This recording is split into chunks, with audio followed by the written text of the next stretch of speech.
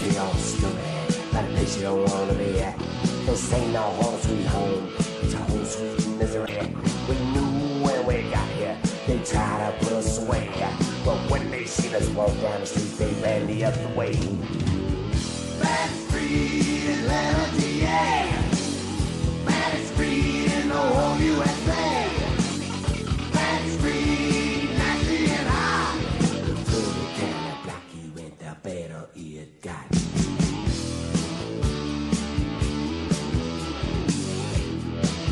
got.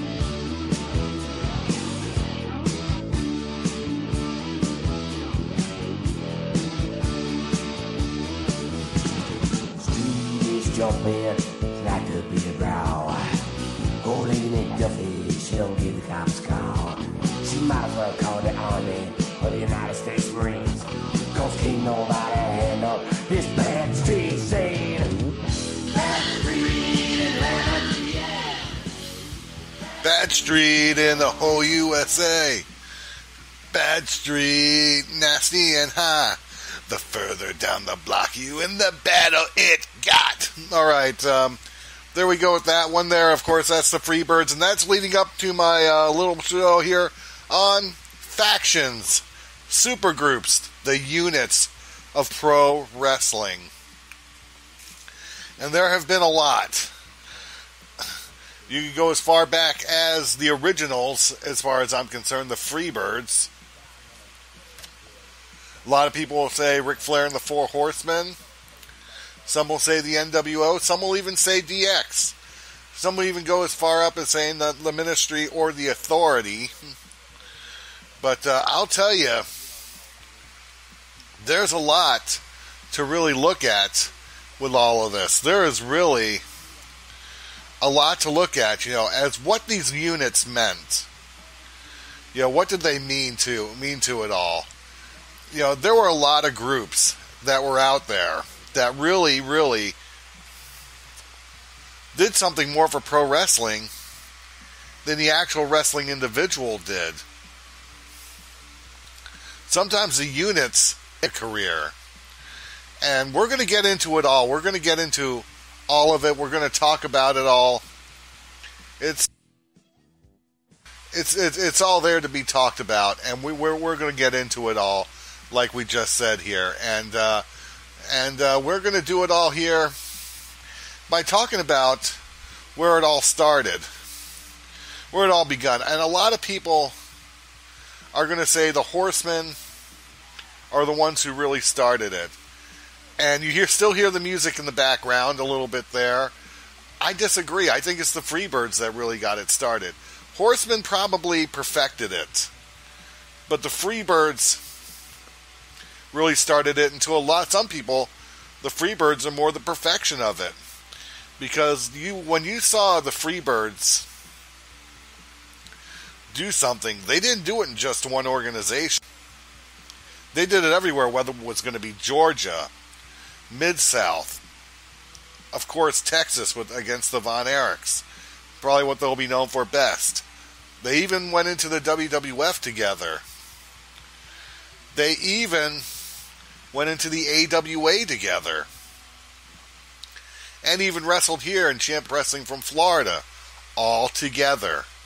Now, I want to say this.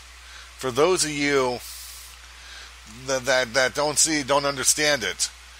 Where one went, the other two went. They all went there as three members of the Freebirds.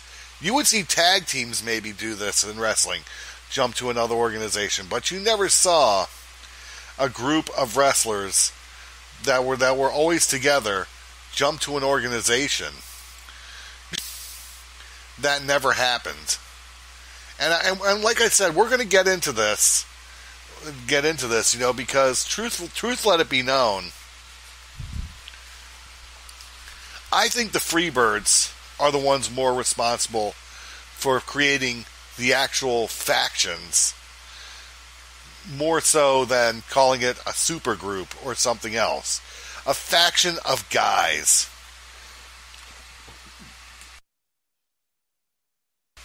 Terry Gordy would have definitely been a superstar on his own. Buddy Roberts already was. He was the veteran of the group. Michael Hayes probably needed the Freebirds to happen more so than anything else. He was the one, he was a good wrestler. He wasn't a great wrestler, but he was good. And the thing was, Michael Hayes was ahead of his time. And with the exception really to superstar Billy Graham, you really can't say that about too many people. And the Freebirds were ahead of their time, period. When you saw Buddy Roberts come back more as a different wrestler, not a member of the original Hollywood Blondes, you saw a totally different person. He wound up becoming more popular than he was before. He was originally done with wrestling. When he came back to do this, he wound up having more of a resurgence that gave him a better career than that. Very similar to Stone Cold Steve Austin. I make comparisons of Stone Cold Steve Austin to him, because Stone Cold Steve Austin had the long flowing blonde hair. He did a Hollywood Blondes thing himself too. But if you look at it, it wasn't until Stone Cold Steve Austin stopped wearing the flashy stuff and just wore tights and just came out wearing cut-off jeans, and whatnot, that he really took off with a bald head, the redneck in the pickup truck. He reflected where society was real well, and let me tell you, he took off. And that, you might as well say, happened with Buddy Jack Roberts in the Freebirds.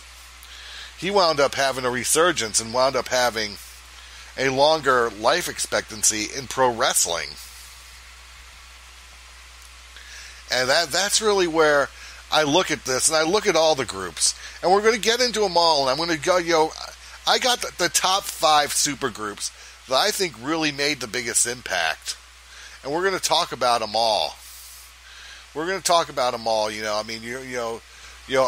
Freebirds were definitely the first.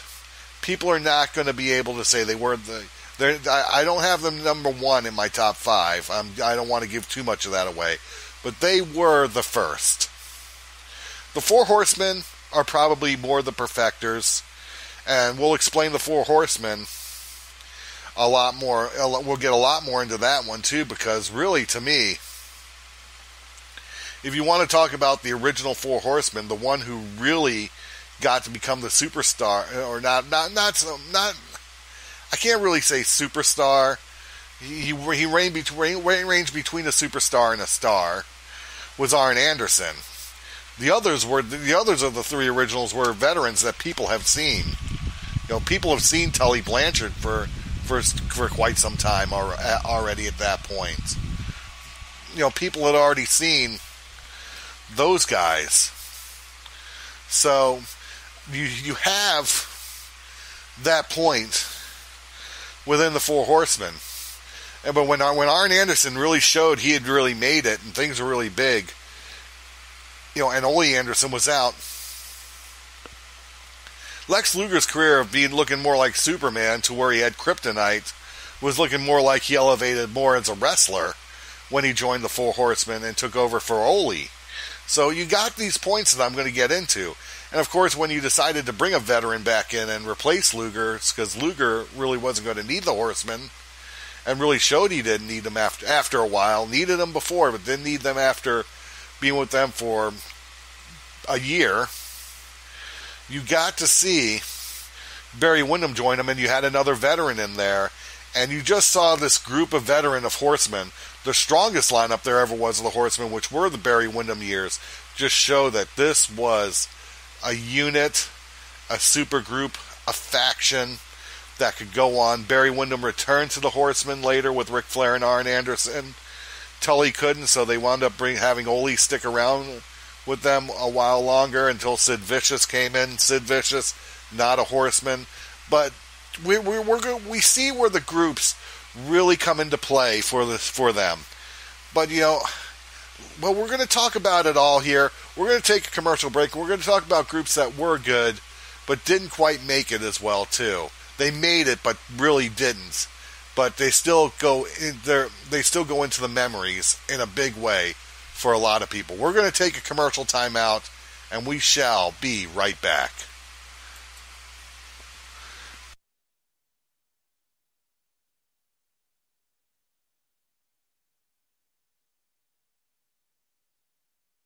As we are waiting, is open daily. Ride the wave into cool summertime family fun. From the Lazy Lagoon to the Dragon Slide, the new wave pool to the Dive of the Avalanche, there's something for everyone. Purchase your season pass now for only $63.95. Includes daily admission, locker and tube discounts, special meal deals, and one free day pass. Order online at waterworkspark.com. Your summertime happy place is Waterworks Park, the coolest place in Reading. My name's James. For 6 years, I was a garbage can druggie. I would do any kind of drug I would get my hands on. But here at Teen Challenge, I've walked away from that drug lifestyle for good. If you know an adult or teenager who is struggling with a chemical addiction, Teen Challenge is there to help. Please, don't wait. Call us today at 417-862-6969 or reach us on the web at teenchallengeusa.com.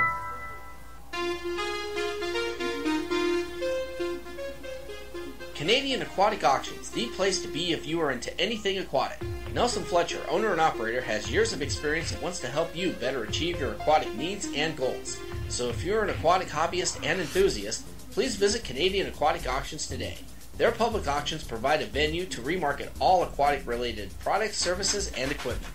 If you are just starting out in the hobby, the site has a tack room where you can converse with other aquatic hobbyists like yourself. Canadian Aquatic Auctions is the eBay of everything aquatic. So visit Nelson at his site at www.aquariumauctions.ca or go check out his Facebook page as well at www.facebook.com/Canadian Aquatic Sales. Together we can build lasting relationships that are based on listening and servicing your needs in a professional environment. Canadian Aquatic Auctions.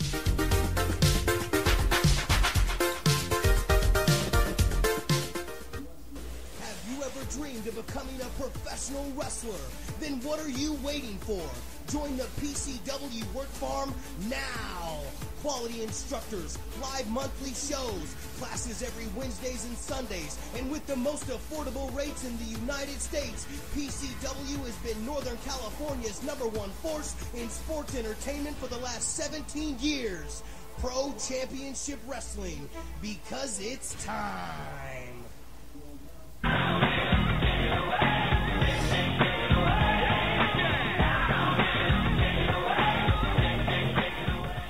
Skis Watch and Clock, 106 West Central Avenue, Winter Haven, Florida, 33880. Located downtown across from the main post office. When you're short on time, he's right on time. For all of your watch, clock, sales, and service needs, call Skis, 863-294-5630. Sales, service, free estimates, and reasonable rate. That's 863-294-5630 for Skis Watch and Clock.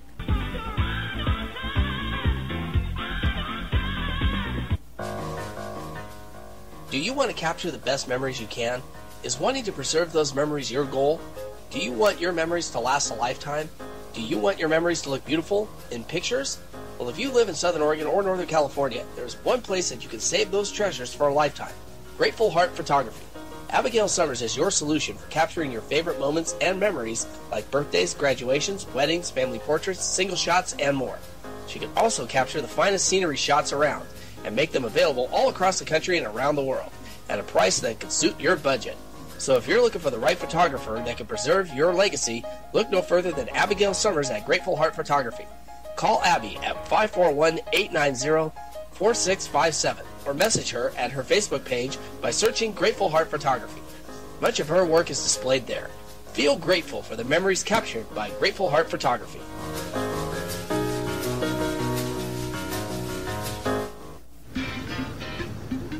This is our time.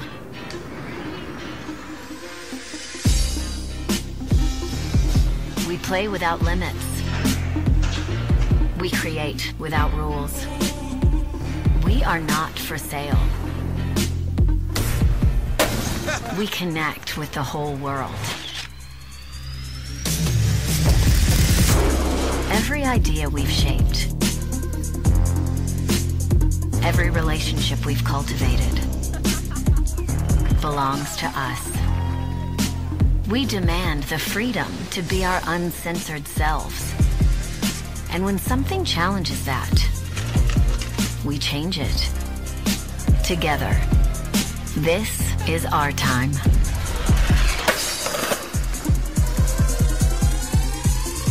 One, two, three.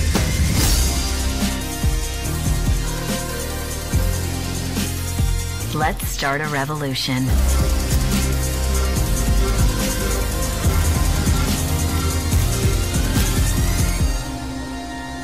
Let's MeWe. Join the revolution at MeWe.com.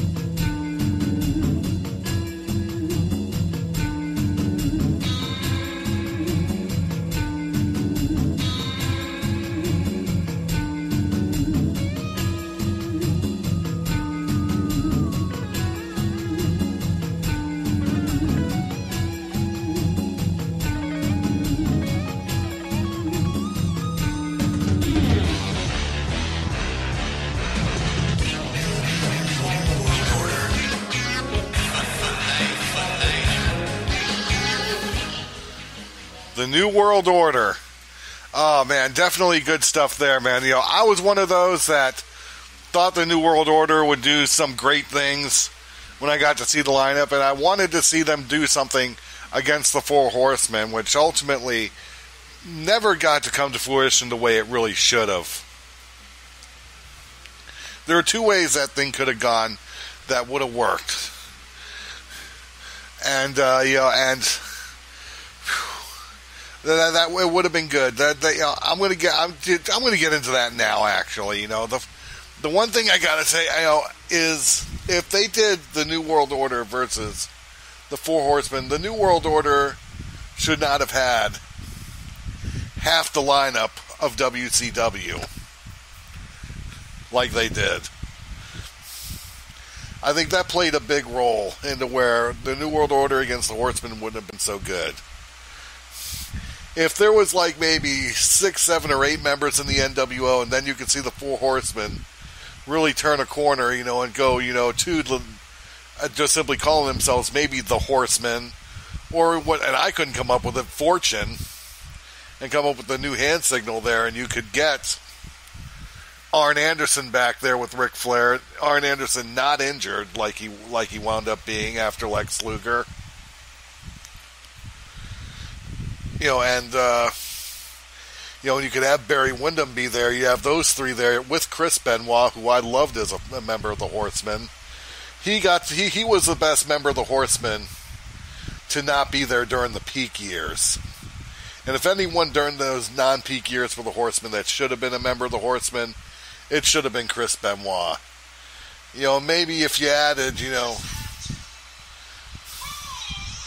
and they could have added other members to the group that were practical members, and even maybe say you still had Jeff Jarrett there and it worked out with them.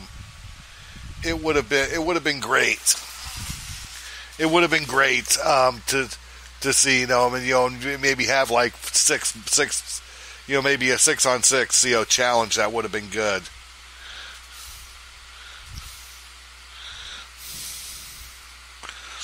And it was,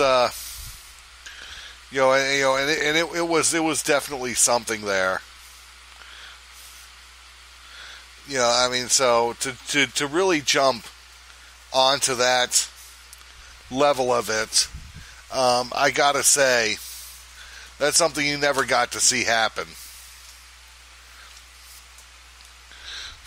But the NWO, to really talk about another faction that really made it, when you had those three originals, Scott Hall, Kevin Nash, and Hulk Hogan together, it was great. Even when they brought in Paul White as the Giant before he became the Big Show, was very good. Sean Waltman and Ted DiBiase being there was good. When they added Eric Bischoff, okay, they added something great there. But if they're going to add WCW wrestlers, they had to make sure they added the right ones. Not to make it look like an NWO B squad, which is really what it kind of looked like with the others that came out to the other music. The one who really benefited the most from the NWO was Buff Bagwell. I would have had his push going before he joined the NWO. Just joining the NWO would have been that much better for him. So he was a good member of the NWO. I think Scott Norton was a good member of the NWO. I think after that, you put those guys together, you got those 8 guys, 9 guys when you include Bischoff. That was the NWO. Conan was good, but Conan didn't quite fit it to me. Big Boss Man, Ray Traylor, another one, good member, didn't quite fit it though to me. Mike Rotundo, you could have done more with him in the NWO. Would it have worked out in the end? Probably not. If you could have gotten his push and reignited his career, I would have actually had him join the Horsemen, to be honest with you.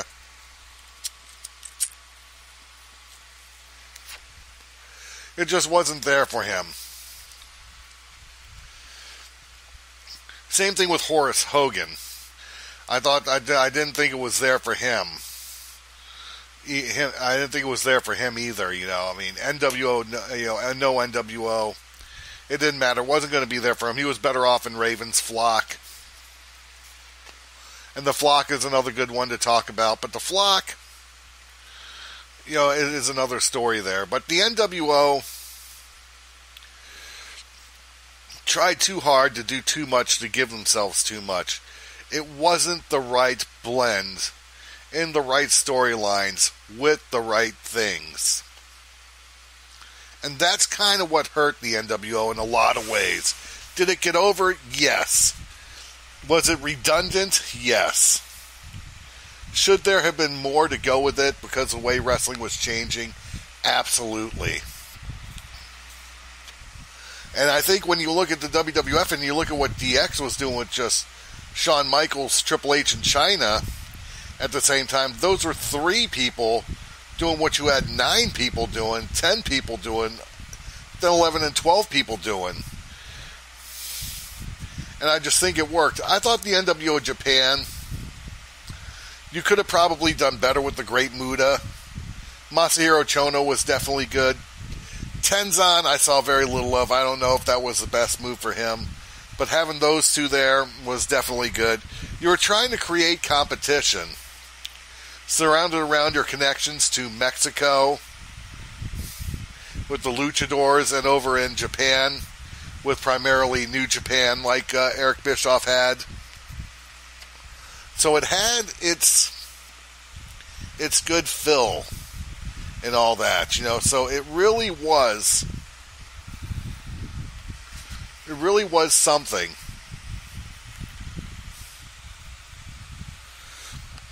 So, so when I really look at it, and I really look at what the NWO did, it created a B squad that came out to different music. And I didn't think Buff Bagwell should have. I think Buff Bagwell should have been part of the main cast, because you could do a lot with him. But I think the more when you tried adding members to the NWO, when the Giant / Big Show was out and Randy Savage was in, it did something there. I don't think it did as much for Randy Savage's career, but it did something. So, again, I gotta say that, in a nutshell, I think the NWO really lived off something. I think they were a combination of the Horsemen and the Freebirds. When you see them in street clothes and not the nice attire, but at the same time you want to see them living the luxurious life with the limos, but they're putting spray paint everywhere like they're street punks. That's more of a Freebird thing than a Horseman thing. New World Order is very, very Horseman-like because it comes from the Bible too, very similar to like the four horsemen do the apocalypse of the Bible, Daniel's vision of four horses. It was there is a lot to be said with that, and I don't want to say too much against the success. If you want to go just on pure talent alone, the Horsemen were definitely better than the NWO. Where the talent was, maybe not so much with a Sid Vicious or a Lex Luger, or even a Steve McMichael. They were not as talented as wrestlers. But if you want to add anyone else that was ever in the Horsemen, including Paul Roma, they were wrestlers. They were wrestlers that knew how to wrestle. Even the jobber Paul Roma. And we're going to really get into it, but who are some of the factions that were not quite as well, but were popular? Raven's Flock is probably on that list. Because really the best members in there were really, definitely Perry Saturn was, and so was Stevie Richards as far as pure talent goes, and Billy Kidman, when they decided to really push him, was very good at what he did. When you add in the other ones that were in there, forget about it. It wasn't as great, I liked Scotty Riggs, but I just thought his whole thing in Raven's Flock was more of a lackey too. And I think we got to see that sort of made up in his career when him and Raven did some stuff in ECW during the end times there. And you just loved that faction because of Raven. Raven was a star of that, like Ric Flair was a star of the Horsemen. Although Ric Flair was a much bigger star, working with much bigger stars. So you got to look at that. So when you look at this whole entity, Raven's Flock quite misses out. Another group that I thought was good, but really missed out, was the Varsity Club. The Varsity Club, I thought, Steve Williams joining it was pretty good. I wish that there was more done with Steve Williams in the Varsity Club, because after a while he was just out while the Varsity Club, slowly but surely kind of broke away. Them adding Dan Spivey to the Varsity Club, nice try, it just wasn't there. And that's not a disrespect to Danny Spivey, because I thought Spivey was a good wrestler. But to have guys that were literally collegiate wrestlers, I didn't follow Spivey's career as much as I should have. I apologize if you should listen to this, Danny Spivey, for the short time you were there with the Varsity Club. But, it was always Kevin Sullivan, but he was always in the Taskmaster gear, and he should have almost been in the gear like he was a coach instead, and you had him, Mike Rotundo, and Rick Steiner there, and you could have added Steve Williams there at some point, maybe even sooner, because that to me was the real Varsity Club, and I liked how the Varsity Club was. I thought it was a real good little faction they put together. I think it did wonders. I think it took Kevin Sullivan out of the whole Army of Darkness thing that constantly kept going on in his career.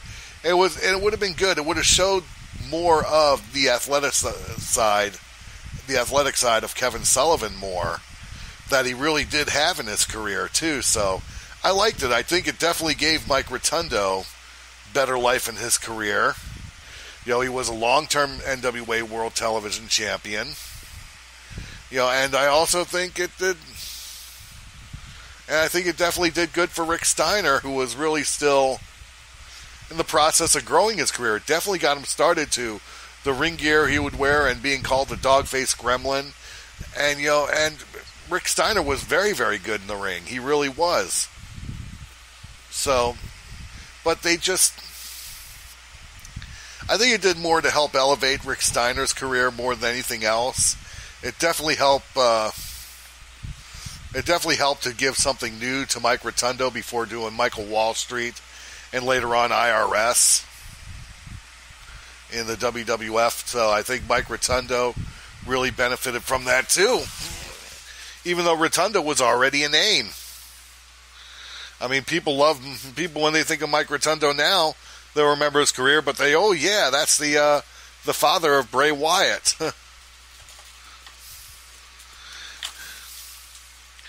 But it really was. There really was some good stuff there to happen. So I go with it. I think it was very much a very good faction, but didn't quite make it. I mean, people are going to remember the Varsity Club. If you were to put the Varsity Club back together again, you have tried it. Would it have worked? No, it wouldn't have. Varsity Club ran its time, just like the Nation of Domination ran its time too. I thought Farouk was in the process of putting together a very good group, and I thought the second go-around of him putting it together, for the short time Ahmed Johnson was there, it was good. I think it did, and of course they had The Rock really just start taking off from that one. Farouk, Ron Simmons, wearing all that gear and whatnot, he probably got better known for doing the APA gimmick more than anything else. And I think, to tell you the truth, I think Farouk, or Ron Simmons rather, liked that a lot better.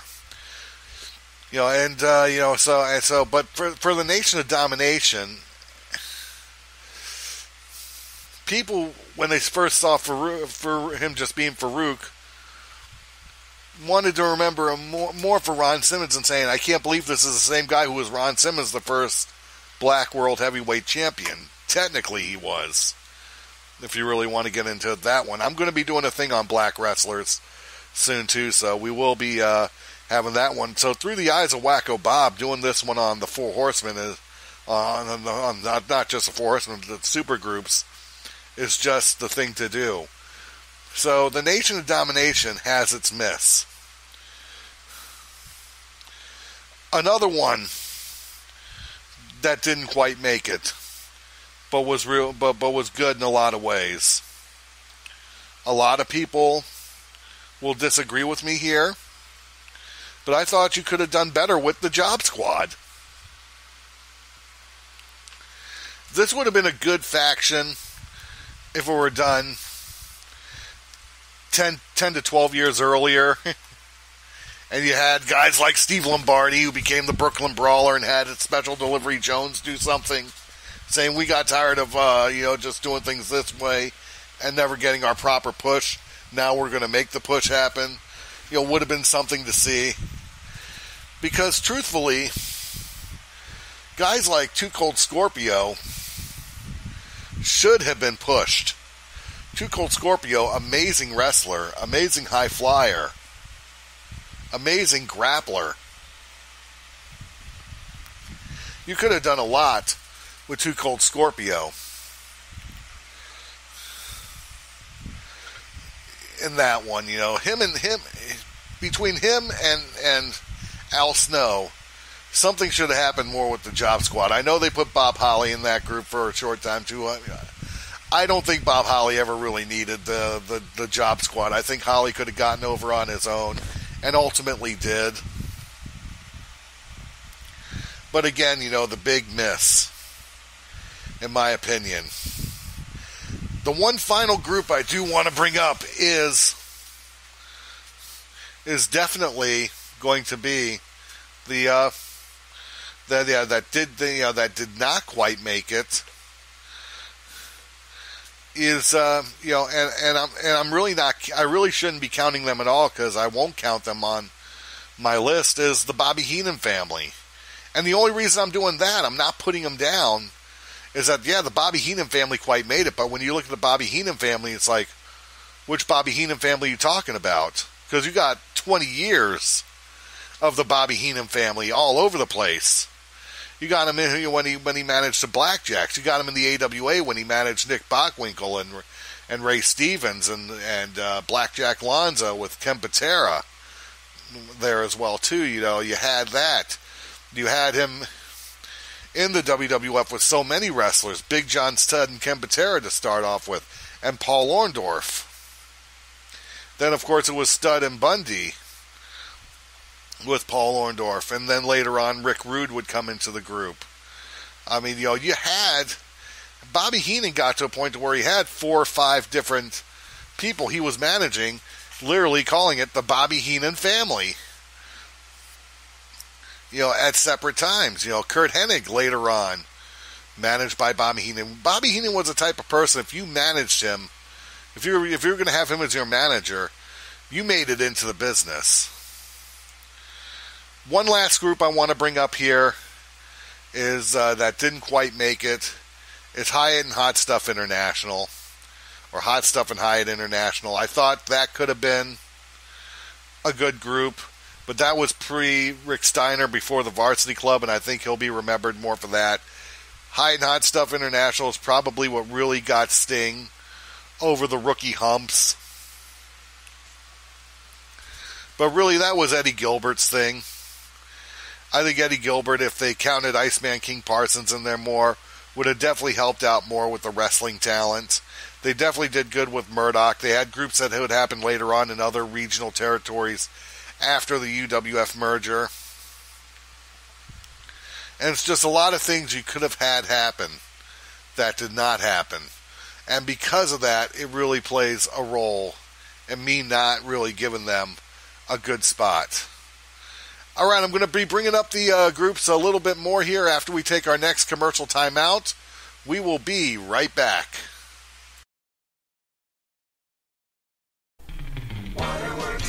Is open daily. Ride the wave into cool summertime family fun. From the Lazy Lagoon to the Dragon Slide, the new wave pool to the Dive of the Avalanche, there's something for everyone. Purchase your season pass now for only $63.95. Includes daily admission, locker and tube discounts, special meal deals, and 1 free day pass. Order online at waterworkspark.com. Your summertime happy place is Waterworks Park, the coolest place in Reading. My name's James. For 6 years, I was a garbage can druggie. I would do any kind of drug I would get my hands on. But here at Teen Challenge, I've walked away from that drug lifestyle for good. If you know an adult or teenager who is struggling with a chemical addiction, Teen Challenge is there to help. Please, don't wait. Call us today at 417-862-6969 or reach us on the web at teenchallengeusa.com.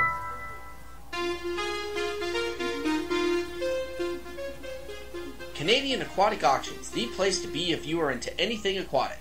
Nelson Fletcher, owner and operator, has years of experience and wants to help you better achieve your aquatic needs and goals. So if you're an aquatic hobbyist and enthusiast, please visit Canadian Aquatic Auctions today. Their public auctions provide a venue to remarket all aquatic-related products, services, and equipment. If you are just starting out in the hobby, the site has a tack room where you can converse with other aquatic hobbyists like yourself. Canadian Aquatic Auctions is the eBay of everything aquatic. So visit Nelson at his site at www.aquariumauctions.ca or go check out his Facebook page as well at www.facebook.com/Canadian Aquatic Sales. Together we can build lasting relationships that are based on listening and servicing your needs in a professional environment. Canadian Aquatic Auctions.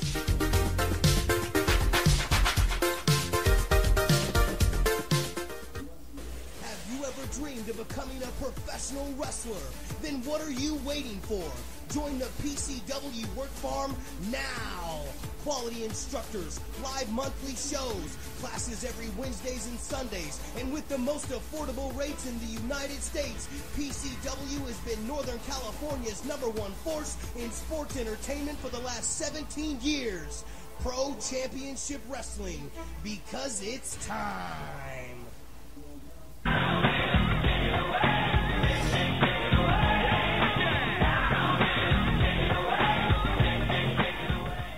Skis Watch and Clock, 106 West Central Avenue, Winter Haven, Florida, 33880. Located downtown across from the main post office. When you're short on time, he's right on time. For all of your watch, clock, sales, and service needs, call Skis, 863-294-5630. Sales, service, free estimates, and reasonable rate. That's 863-294-5630 for Skis Watch and Clock.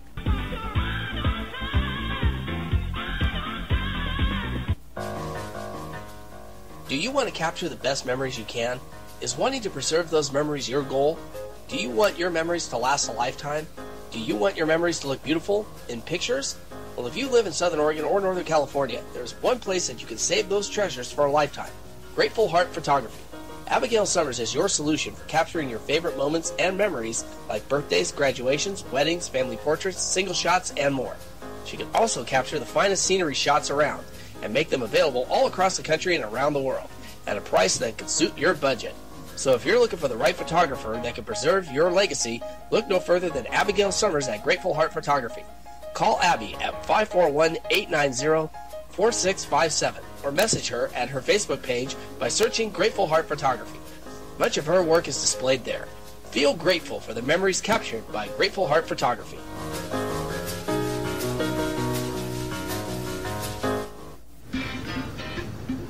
This is our time.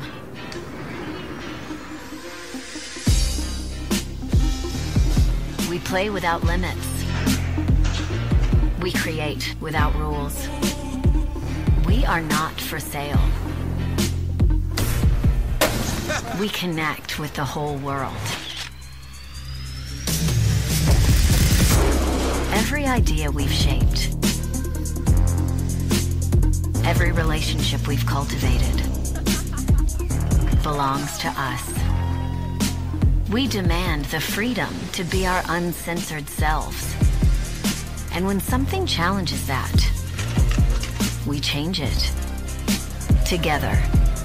This is our time.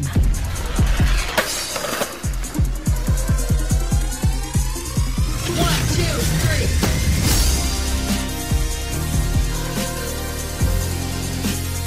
three. Let's start a revolution.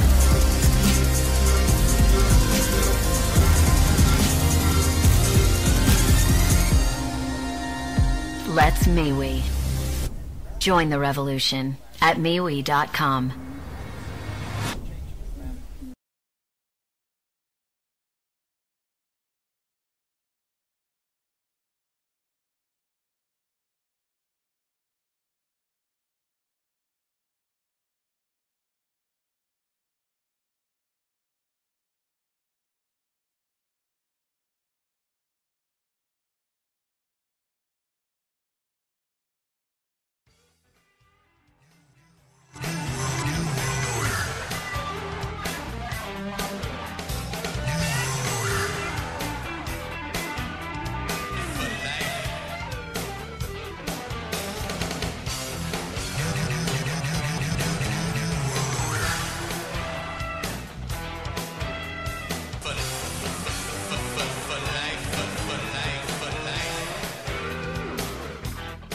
You're going down. We are in control.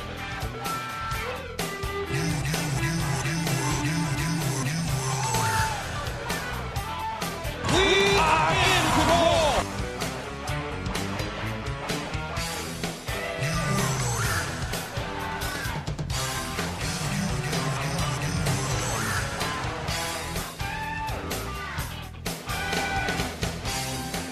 We are in control.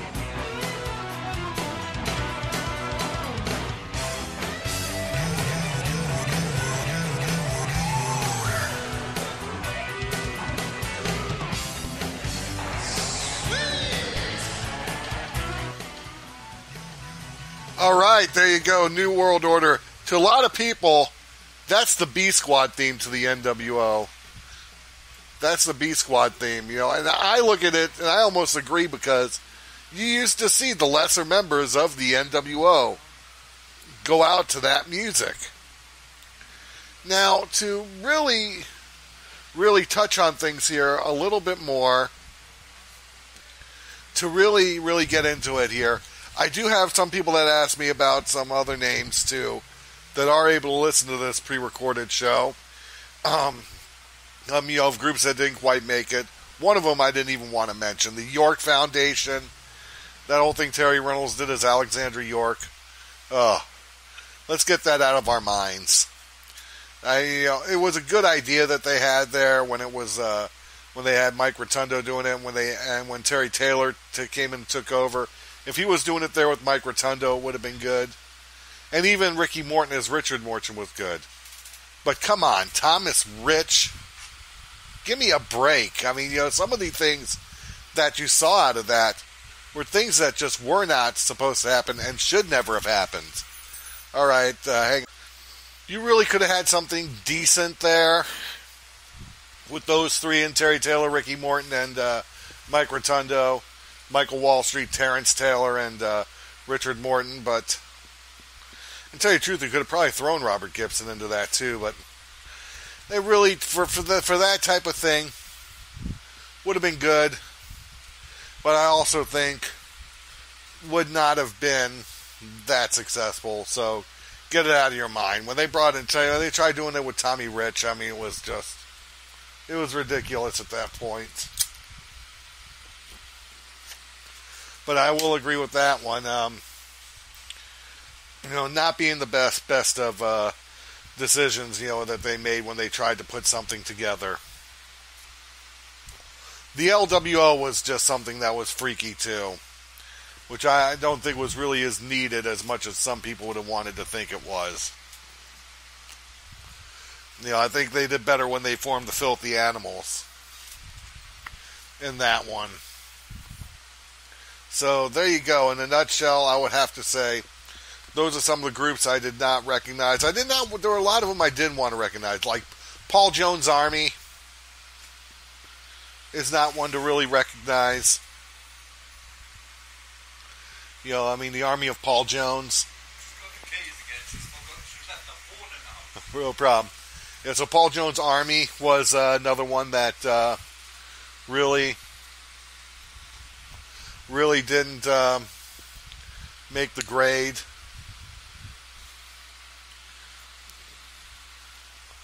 As far as I was concerned, Paul Jones Army will probably, had a lot of different people. Will probably be best known for having the Powers of Pain and Ivan Koloff in the group. Yeah, and some people remember it for Rick Rude and Manny Fernandez as the tag team champions, which to me was probably the best of the bunch Paul Jones really got to manage. That really fit with Paul Jones. I'm not knocking Paul Jones, God rest his soul. But the Paul Jones Army really just, to me, was just a group of wrestlers that really didn't fit with the Paul Jones management, in my estimation of it all. So I'll throw that one in there. And of course, I'll also go to TNA here and just say Immortal was not the best idea. The way they kept trying to keep Immortal together, it was not a steady faction at all. And that much I'll say there too. So I'm not going to get into Immortal. Not at all. The Jeff Hardy, the best thing. People will talk about that, and all the different people they had as champions in Immortal, and just, it really was not what people were expecting at all. And I'll say it. With that one, we're gonna move on now to other factions that really worked. Some of them did not last long, and really should have. And and it just really, in my estimation, was not a feasible thing.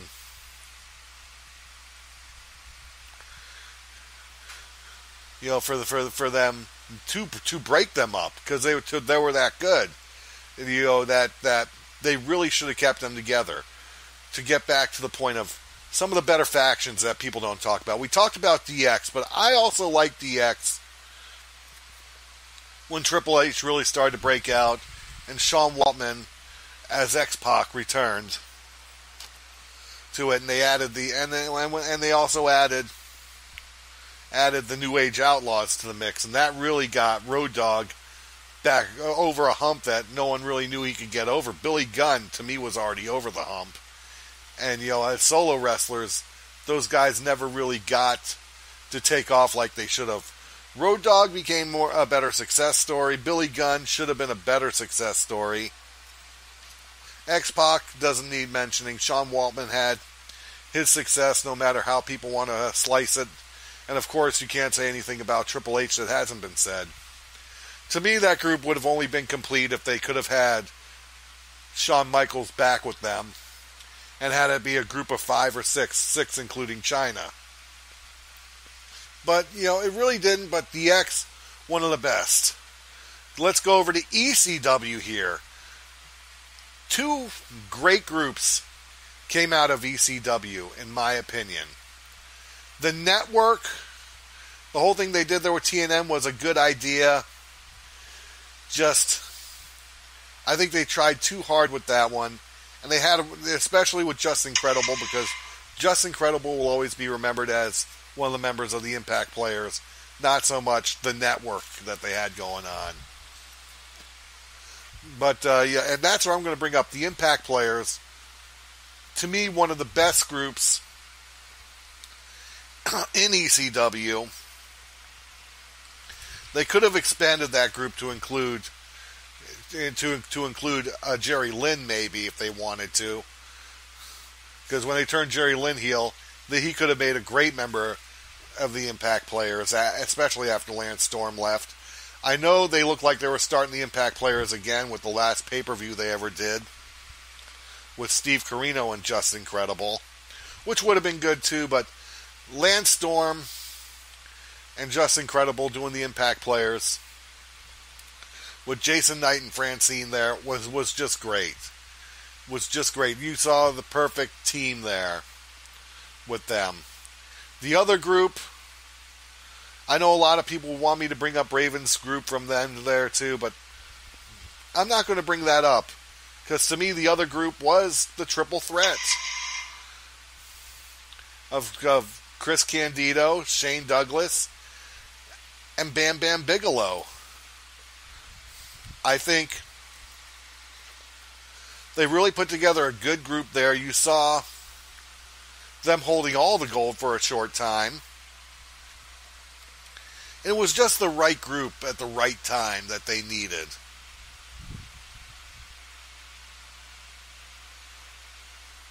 So I gotta say, that was a group. The Impact Players were the group to listen to.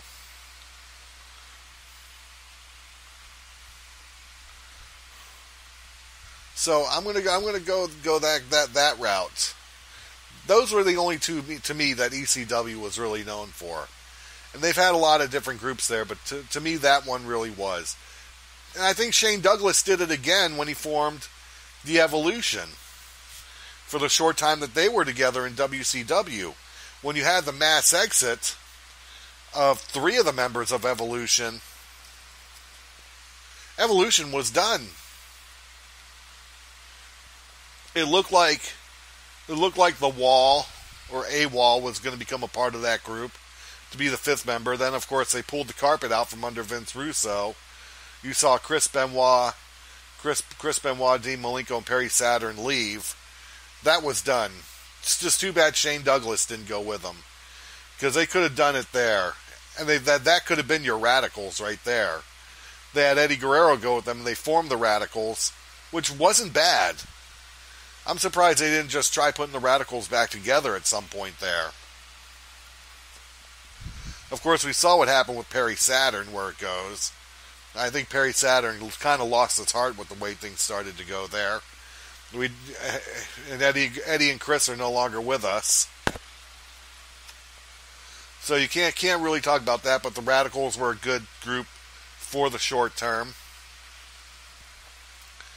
But another group that should be talked about, probably the best group of all of TNA, there were 2 groups that were steady. One homegrown talent.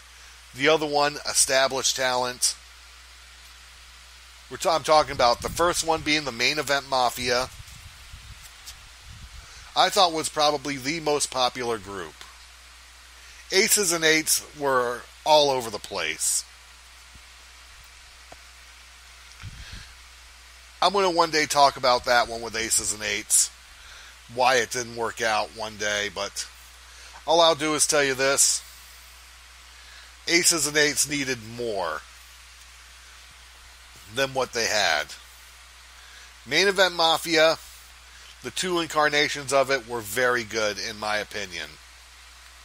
In my opinion of it all. The other group, Fortune. Fortune, to me, when they put that group together and then Ric Flair wasn't there and then they added Kaz to the group, I thought was great. I loved Fortune. So to me, Main Event Mafia and Fortune, if anything really can really be described for TNA, other than their ability not to make profits like they could have, were those two groups. Main Event Mafia, Sting and Kurt Angle definitely were the heart and soul of it. Booker T was great in the Main Event Mafia. Kevin Nash, goes without saying, can make any faction work. Just on his ability to speak. He sometimes can bore you, though. So you saw some good stuff there with them. Then later on, of course, when you saw the Main Event Mafia come back, and of course, I'm not going to forget Scott Steiner in the group. But I will say, the ones that, when Sting and Kurt Angle brought it back and had Samoa Joe in the group, and added Samoa Joe's partner, I'm drawing a brain fart on the name. Very good wrestler. I thought they really did something there, and having Quinton Rampage Jackson show up there, I think really helped it out. Bringing back the Main Event Mafia. Those things did not go as long-term as they probably should have. Neither one of them did. And those two would have been great. I think they needed Fortune to slowly but surely show up there in the WWE. Look at the way they're dropping the ball with Robert Roode now. I think Bobby Roode and James Storm would have been great additions to have there in their roles.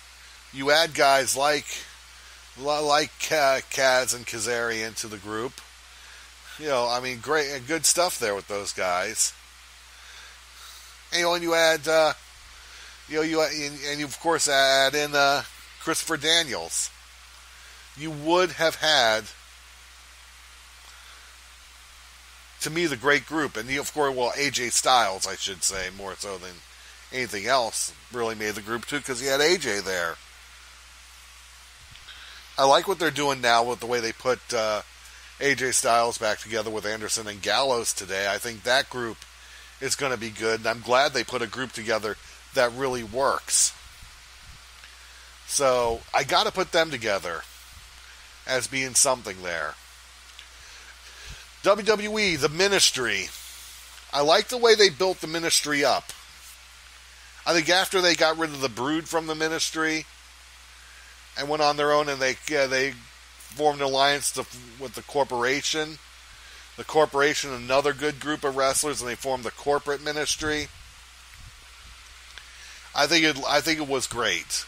You had Triple H, you had The Undertaker, you had you had them really leading the way with the rest of the group that was there. Whether you're going to have the APA there, the Acolytes as they were known as, then of course that made them the APA, and that really helped save Farouk and Bradshaw's career. I thought that was good. I thought having of course Ken Shamrock and Mick Foley went and formed the Union along with Test. And of course the show. Kane was a part of it for a while there. I mean, there was a lot of good things that happened at one time or another with that one. But again, that one was another one that became short-lived. It just, you got to be able to have the right chemistry. And Triple H, him and The Undertaker, I think, really knew how to make those things happen, which is why Triple H will always have his credit for forming the Revolution. The Revolution, of course, which is what I call them Evolution, but they're really Revolution. Evolution was of course Triple H's newest thing with Ric Flair, and you added a young Randy Orton and a new Batista. Batista was not that young, but he was new. And you got to see the evolution of the business. Again, thought it was a great move. Thought they did a great job with it. And they ran with it for a while.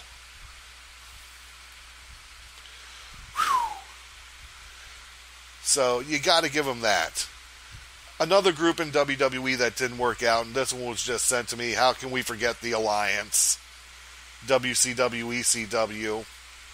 Let's face it, it was all mostly WWE at that point. I'm not even going to talk about that. That was supposed to be a history-making thing, reduced to a storyline joke. It wouldn't matter how successful and how great the chemistry was. It was not the two superpowers going head to head to make it one like they should have. So that became a big miss. It really did. Sorry to say it, but it is.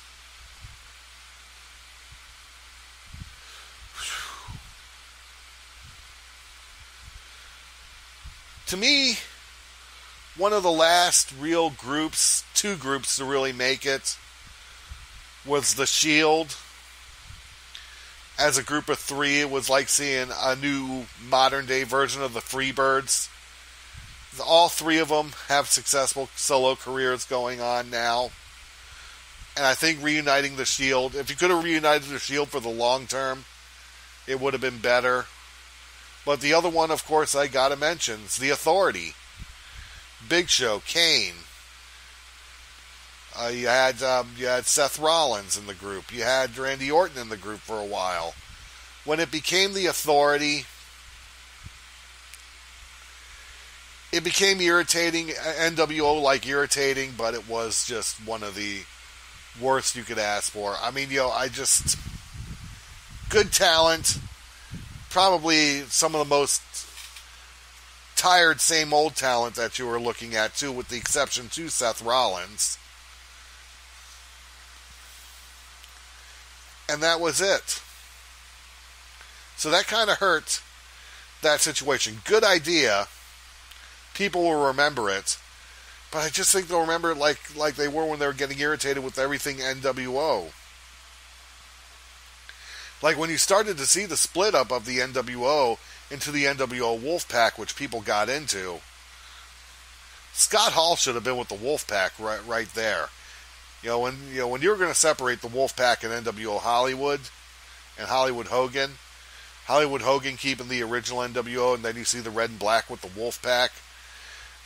To have Scott Hall and Kevin Nash do it, and then to take someone like a big name like Randy Savage was great. Add Conan to the group. Conan fit better just with that than he did with the NWO itself.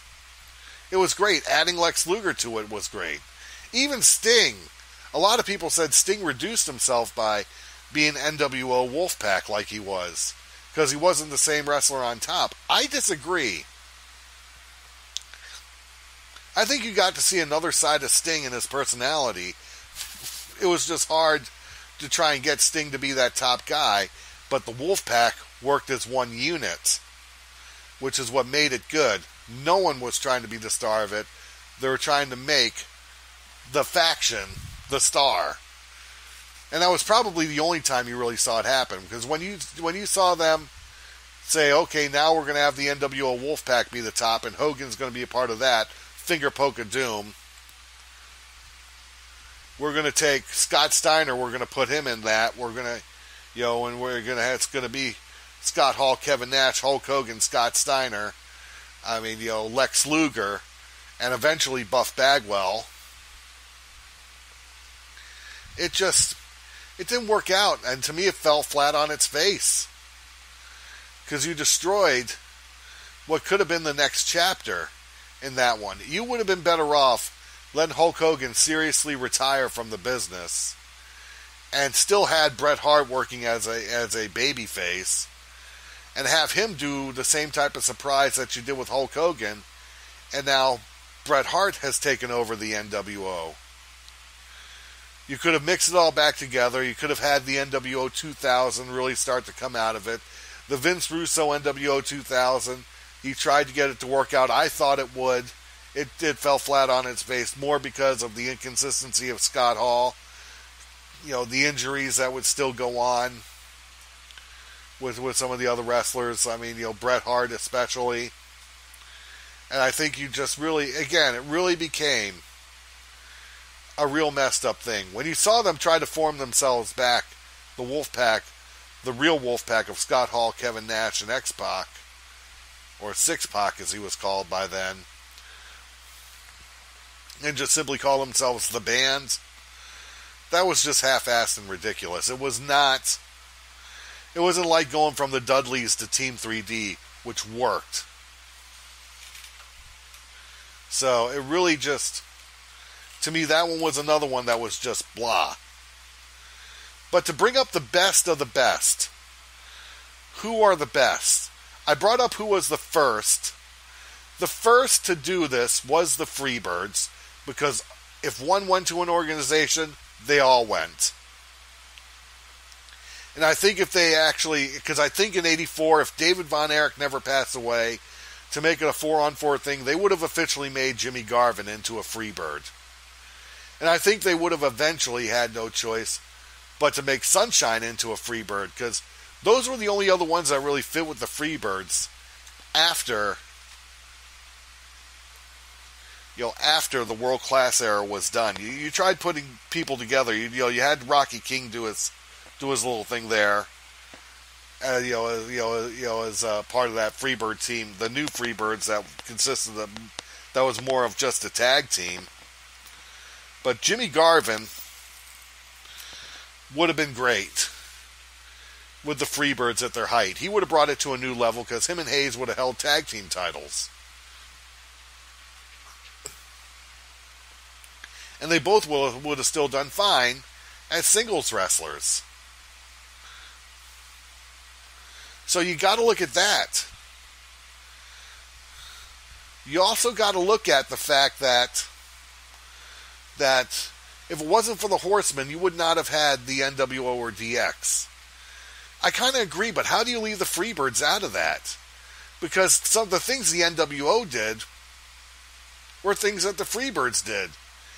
And the one thing that's not shown when you talk about the best of the Horsemen is when the Horsemen were on the streets. When the Four Horsemen were now on the streets, and they said they were returning to their street roots, wearing street clothes, and you saw them doing things in black and white, which you'd see the NWO do. That's something the Freebirds did. Freebirds eventually put it in color. And they were in street clothes with baseball bats, breaking windows and everything in the streets. They were not the same Four Horsemen group. It was like, you're trying to do the Freebirds here, and it didn't work out. So the Freebirds got to be known for starting it. The Four Horsemen perfected it. And when you gel those two together, you see the Four Horsemen and the Freebirds, you put them together, you got DX. You got the NWO. You got the Impact Players. You got the Triple Threat. Main Event Mafia was more Four Horsemen-like. Fortune was more Four Horsemen-like.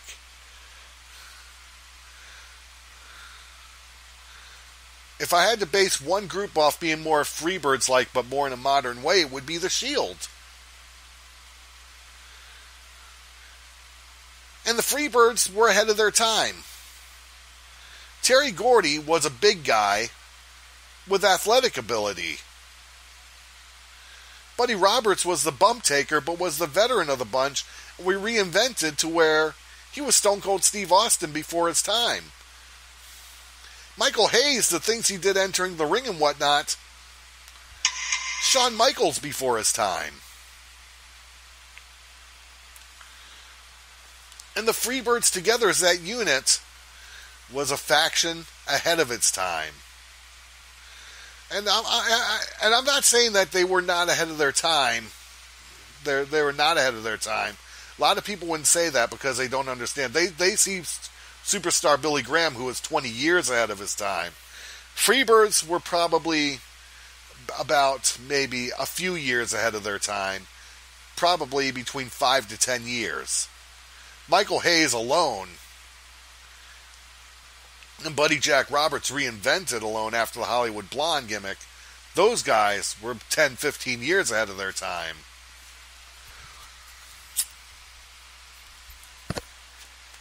Terry Gordy was a little bit ahead of his time, but really right on time. When it really came down to more tough guy style with a lot of wrestling ability and charisma that could show a charismatic side, he was at the end of his career. Sad, because Gordy really should have had more time, but the nature of the business really took its toll out. But my top groups. Number 1 is going to be the Four Horsemen, which brings controversy. Sounds like a conflict. I think the first 3 lineup of the Horsemen were great, and when they had added Chris Benoit to the group, it became great. If Chris Benoit could have been at the success level as a Horseman that he was at before joining the Horsemen, then joining them, Chris Benoit would have helped them. That would have helped them to pick out the more elite wrestler.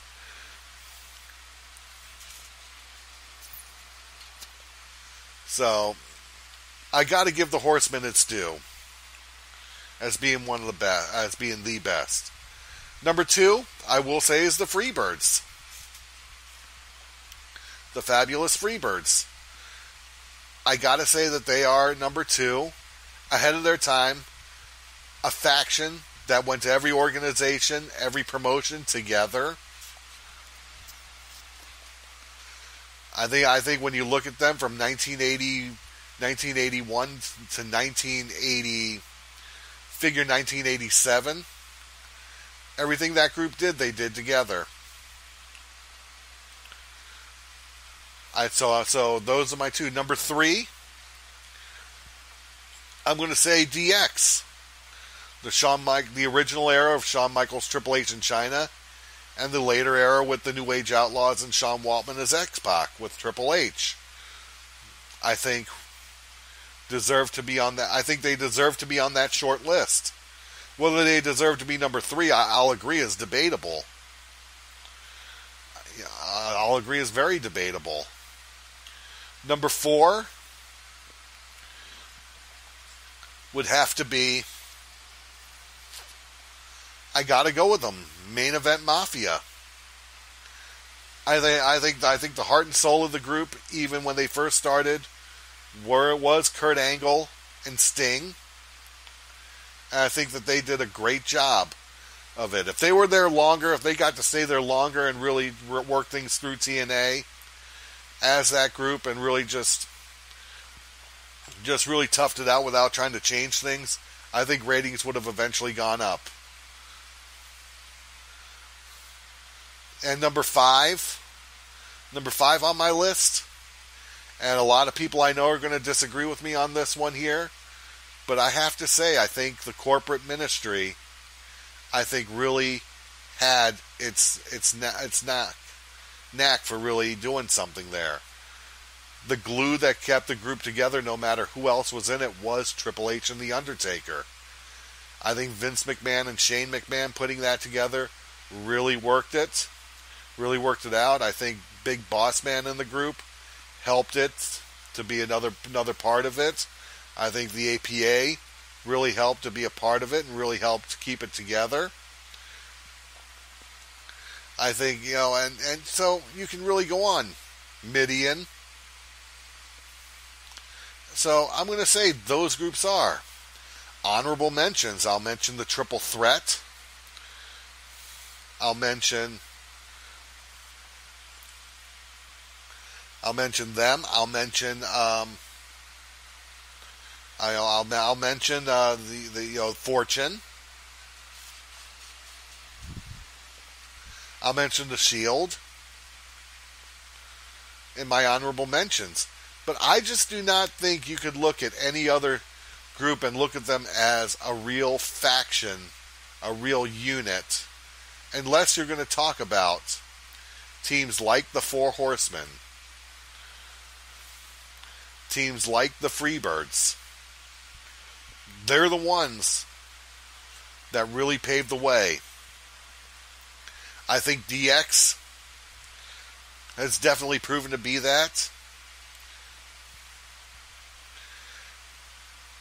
And I also think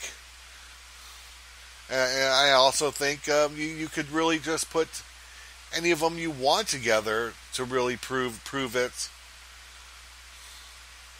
with Main Event Mafia. Main Event Mafia is probably the best idea that didn't last as long as it should have.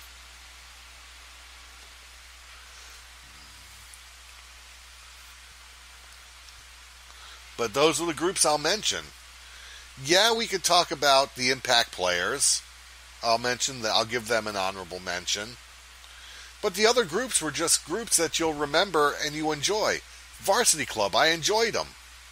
The Legion of Doom, which was around during the Freebird era, which was the Road Warriors, King Kong Bundy, Jake the Snake Roberts, and the Spoiler.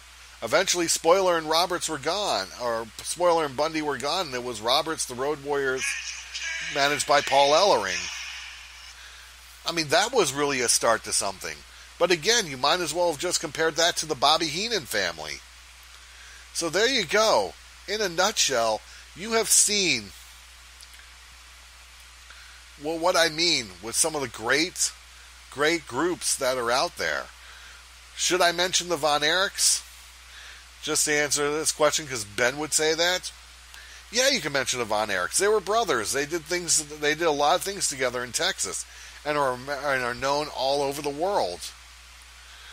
Too bad the tragedy really killed them. But Kerry, Kevin, and David, it really worked out with them. Mike came a little later on. I think if David were still alive, I think Mike would not have had the pressure on him like he had it, and probably wouldn't have gotten as sick. But if you could have seen that be a foursome, would have been great. Bobby Heenan put together groups, but Bobby Heenan had so many different wrestlers. You'd just be talking about the Bobby Heenan family. You'd be talking more about Bobby Heenan. And with that being said, I'm not going to say much more. Those to me are the guys you go with. I don't think you go with anything else. And I think you got to really look at who there was. I'll give the NWO Wolfpack an honorable mention, but I still think Scott Hall should have been with that one. I love Luger and Sting with it, but I think, truthfully, I kind of got to say the NWO Wolfpack broke its own spot, being in the top 10 with what they did when they did the finger poke of doom and just did a 180 on everything. And with that being said, I'll end here with the NWO Wolfpack. It's my story. I am sticking to it. I will do my thing on the Four Horsemen later. I'm also going to be doing a thing on black wrestlers. That really made it, and the real breakthrough with them, with the black wrestlers, and we will really have a lot of fun with that. Anyways, that's what I'm going to do. I'm glad everyone listened. I hope everyone enjoyed it. And with that comment, I am out of here.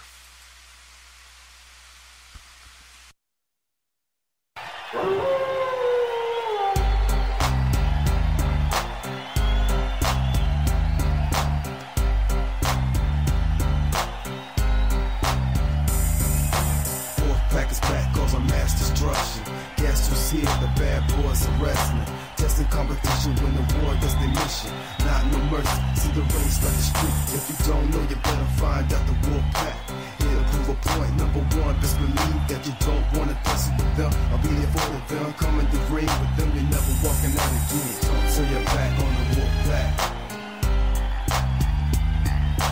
Don't turn your back on the Wolfpack. Don't turn your back on the Wolfpack. Don't turn your back on the Wolfpack. You might might wind up in a body bag. You took your chances, now it's time to show you we're wrong. In the rain, this is war, all you sucks not strong. Day in, day out, the wolf pack for life. Tell me who has the guts to come in the rain tonight. We care about the replicas, we make our own rules. You're doing that word to take to fill their shoes. See, it's just a crowd pleaser, on the ground to leave. You're the punishment for making enemies with these soldiers. Don't turn your back on the wolf pack.